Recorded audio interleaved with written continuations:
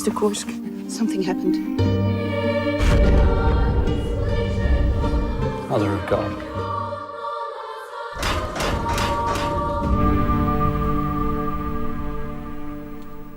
Everything and every scene in this movie is about life and death. It's about running out of life and about giving life.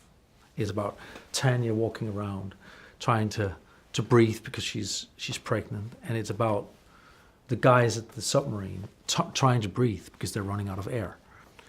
What I can say about the disobedience of Misha at the end, representing another generation, is that it's I see it as a kind of encouragement. Don't accept situations like this, but it's a universal encouragement. I'm not only talking about the Russian next generation. I'm talking about generations all over the world who have to stand up for the rights of humanity.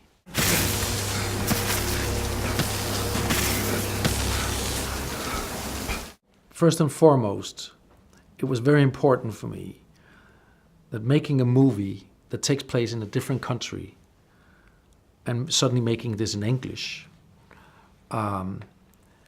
I had to find another way of being truthful. I have to create as much truthfulness amongst all the human beings and in every situation as I could.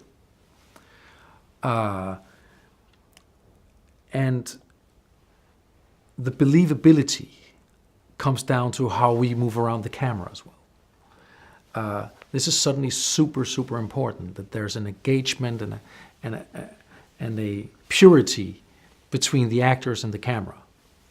So in some periods of time in this movie, you'll see a very spontaneous camera. I wanted to combine this with a certain element of cinema and grandness, because I think there is a grandness to the story.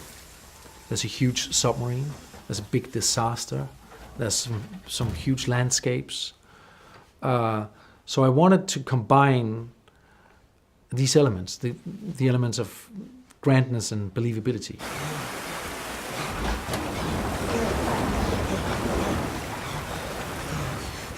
The spectacular long dive scene is interesting because, to begin with, when this film started, was introduced to my life years ago, I wanted most of the movie to be in long takes because I thought time was essential, and you can feel time when you do long takes.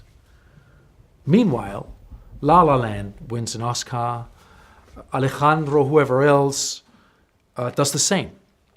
And I abandoned it because I didn't want to wear the same uniform as anyone else.